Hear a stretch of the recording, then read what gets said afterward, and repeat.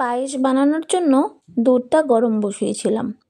দুধটা জাল দিতে গিয়ে দেখি দুধটা ছেড়ে গেছে, কেটে গেছে। তখন কেটে যাওয়া দুধটাতে আরেকটু ভালো করে লেবু দিয়ে আমি ছানা বানিয়ে নিই। সেই ছানাটা দিয়ে একটা কিন্তু ভালো তরকারি বানানো যায়। তো ভালো করে লেবুটা দিয়ে দিলাম, তারপর আবার একটু গরম করে জাল তুলে নিলাম।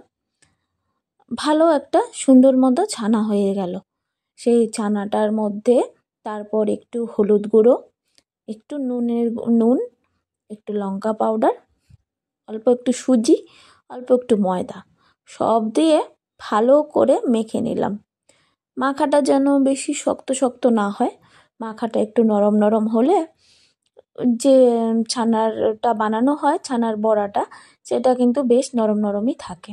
তো আমি একটু নরম নরম করেই মেখে নিলাম ভালোভাবে, শক্ত করে মাখিনি। ভালো করে মেখে নিচ্ছি। ভালো গরম গরম ভাতের সাথে কিন্তু খেতে ভালোই লাগে। নিরামিষ তরকারিটা আমাদের একটু বেশিই খাওয়া হয়, তাই আমি এইটা দুধটা কেটে গেলে আমি করে ফেলি প্রায়ই। আর এছাড়া তো পনির করি, কিন্তু দুধটা যখন কেটে যায় তখন আমি এই পনিরের ডালনা, ছানার ডালনাটা বানাই।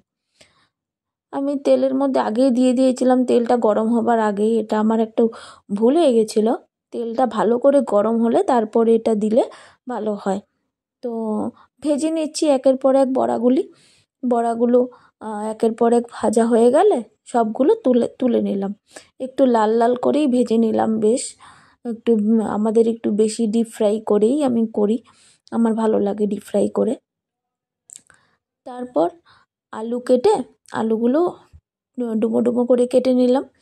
আলুগুলো ভালো করে ধুয়ে সেই তেলের মধ্যে 5 ফোড়ন, গোটা গরম মশলা, তেজপাতা, শুকনো লঙ্কা সব ফোড়ন দিয়ে আলুগুলো দিয়ে দিলাম।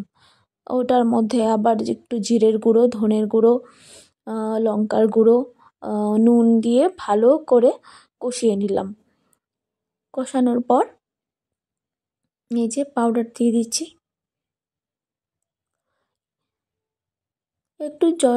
এগুলো যত কষানো হবে না তত বেশি ভালো লাগে খেতে। টেস্টটা যেমন তেলটা একটু উঠে আসবে, ভালো লাগে খেতে। আর মশলাও বেশি লাগে না, অল্প একটু মশলা দিলেই হয়। আমরা একটু কম মশলাই খাই, তো অল্প মশলা দিলেই হয়।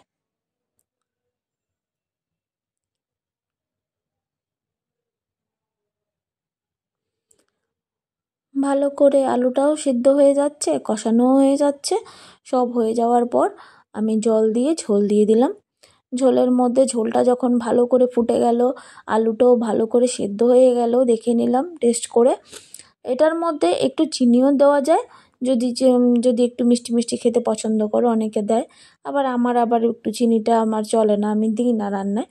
তারপর একটু গোটা গরম মশলা, একটু ঘিও দিতে পারো। আর বড়াগুলো দিয়ে দিলে, একটু বড়াগুলো দিয়ে আরও ঝোলটা হয়ে গেলে ভালো করে ফুটিয়ে নিয়ে একটু গরম মশলা আর ঘি দিয়ে গরম গরম ভাতের সাথে সার্ভ করতে পারো। বেশ ভালো লাগে খেতে।